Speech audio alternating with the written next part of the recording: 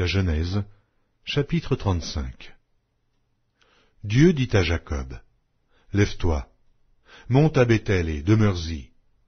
Là tu dresseras un autel au Dieu qui t'apparut lorsque tu fuyais Ésaü ton frère. » Jacob dit à sa maison et à tous ceux qui étaient avec lui, « ôtez les dieux étrangers qui sont au milieu de vous, purifiez-vous et changez de vêtements.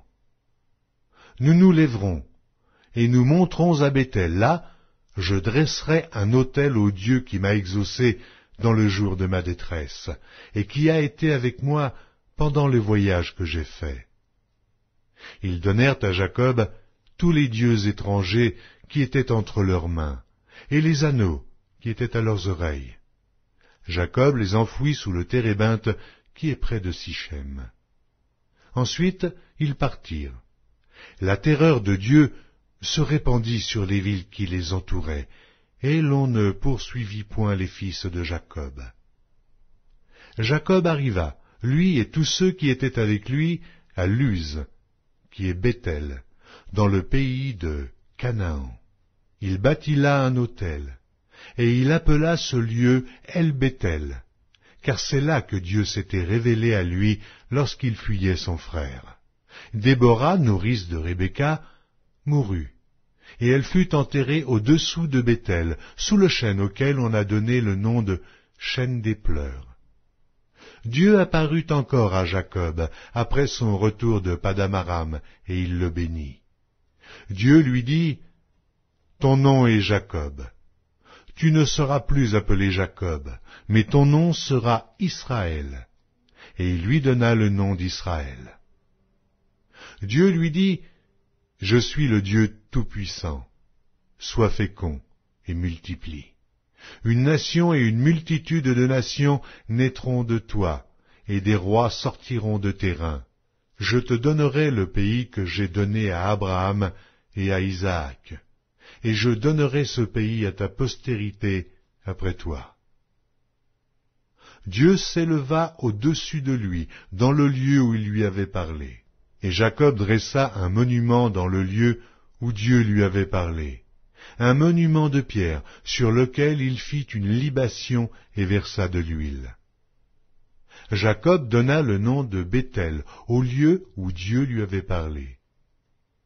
Ils partirent de Béthel, et il y avait encore une certaine distance jusqu'à Ephrata, lorsque Rachel accoucha. Elle eut un accouchement pénible. Et pendant les douleurs de l'enfantement, la sage-femme lui dit, « Ne crains point, car tu as encore un fils. » Et comme elle allait rendre l'âme, car elle était mourante, elle lui donna le nom de Benoni, mais le père l'appela Benjamin.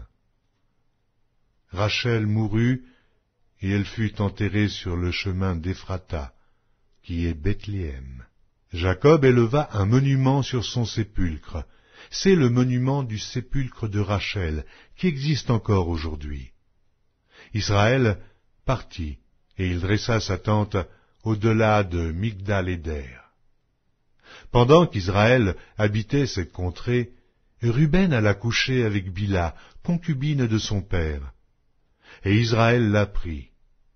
Les fils de Jacob étaient au nombre de 12. Fils de Léa, Ruben, premier-né de Jacob, Siméon, Lévi, Juda, Issachar et Zabulon. Fils de Rachel, Joseph et Benjamin. Fils de Bila, servante de Rachel, Dan et Nephtali. Fils de Zilpa, servante de Léa, Gad et Azer. Ce sont là les fils de Jacob, qui lui naquirent à Padam-aram. Jacob arriva auprès d'Isaac, son père, à Mamré, à Kirjath-Arba, qui est Hébron, où avaient séjourné Abraham et Isaac. Les jours d'Isaac furent de 180 ans. Il expira et mourut, et il fut recueilli auprès de son peuple, âgé et rassasié de jours, et Ésaü et Jacob ses fils l'enterrèrent.